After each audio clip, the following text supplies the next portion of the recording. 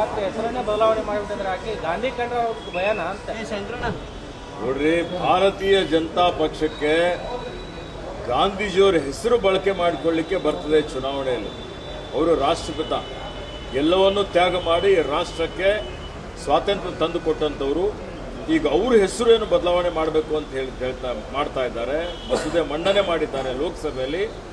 ಅದರ ಜೊತೆಯಲ್ಲಿ ಉದ್ಯೋಗ ಖಾತ್ರಿ ಯೋಜನೆ ಏನು ಇವತ್ತು ಮಹಾತ್ಮ ಗಾಂಧಿಯವರ ಕನಸಿತ್ತು, ಇವತ್ತು ಸಮಾಜದಲ್ಲಿರುವಂಥ ಕಡೆ ವ್ಯಕ್ತಿಗೂ ಆದ್ಯತೆ ಕೊಡಬೇಕು ಅಂತೇಳಿ, ಹೀಗಾಗಿ UPA ಸರ್ಕಾರ 100 ದಿವಸ ಕೂಲಿ ಕೊಡಬೇಕು ಅಂತೇಳಿ ಹೇಳಿ ಇವತ್ತು ಕೇಂದ್ರ ಸರ್ಕಾರದ ವತಿಯಿಂದಲೇ 90% ಹಣ ಬಿಡುಗಡೆ ಮಾಡುವಂಥದ್ದು ಕೇಂದ್ರೀಕೃತ ಮಾಡಿ ರಾಜ್ಯದ ಮೇಲೆ 40% ಹೊರೆ ಹಾಕಿ ರಾಜ್ಯದ ಸಂಪತ್ತೆಲ್ಲವನ್ನೂ ಕೇಂದ್ರೀಕರಿಸಿ ಕೇಂದ್ರಕ್ಕೆ ತೆಗೆದುಕೊಂಡು ಹೋಗಿ ಇವತ್ತು ರಾಜ್ಯಗಳಿಗೆ ದಿವಾಳಿ ಮಾಡುವಂಥ ಕೆಲಸ ಮತ್ತು ಮಹಾತ್ಮ ಗಾಂಧೀಜಿಯವರ ಇವತ್ತು ಹೆಸರನ್ನೇ ಇವತ್ತು ಅಳಿಸಿ ಹಾಕಬೇಕು ಅನ್ನುವಂಥದ್ದು ಹುನ್ನಾರ ಏನು ಭಾರತೀಯ ಜನತಾ ಪಕ್ಷ ಮಾಡ್ತಾ ಇದೆ, ಅತ್ಯಂತ ಖಂಡನೀಯಾಗಿದೆ.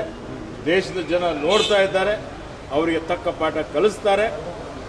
ಕಾಂಗ್ರೆಸ್ ಪಕ್ಷ ಇದರ ವಿರುದ್ಧ ದೇಶದಾದ್ಯಂತ ಹೋರಾಟ ಮಾಡ್ತದೆ ಮತ್ತು ಇದನ್ನು ಸರಿಪಡಿಸಲಿಕ್ಕೆ, ನ್ಯಾಯ ಕೊಡಿಸಲಿಕ್ಕೆ ಇವತ್ತು ನಾವೆಲ್ಲರೂ ಕೂಡಿ ಶ್ರಮ ಮಾಡ್ತೀವಿ, ಸಂಘರ್ಷ ಮಾಡ್ತೀವಿ ಅನ್ನೋಂಥ ಮಾತನ್ನು ಹೇಳಲಿಕ್ಕೆ ಬಯಸ್ತೀವಿ.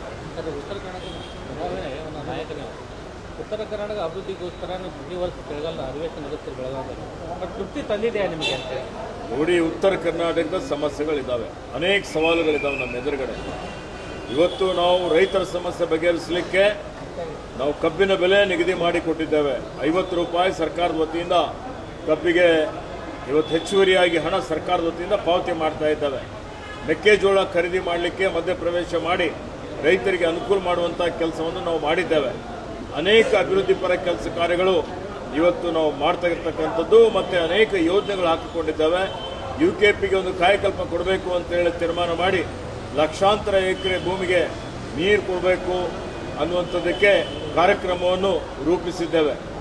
10 ಯೋಜನೆಗಳು ನಡೀತಾ ಇದೆ. ಹಿಂದಿನ 4 ವರ್ಷದ BJP ಸರ್ಕಾರದಲ್ಲಿ ಏನು ಕಲ್ಯಾಣ ಕರ್ನಾಟಕ, ಉತ್ತರ ಕರ್ನಾಟಕಕ್ಕೆ ಘೋರ ಅನ್ಯಾಯ ಆಗಿದೆ, ಅದನ್ನು ಸರಿಪಡಿಸಲಿಕ್ಕೆ ಪ್ರಾಮಾಣಿಕವಾದ ಪ್ರಯತ್ನ ನಮ್ಮ ಸರ್ಕಾರ ಮಾಡ್ತಾ ಇದೆ.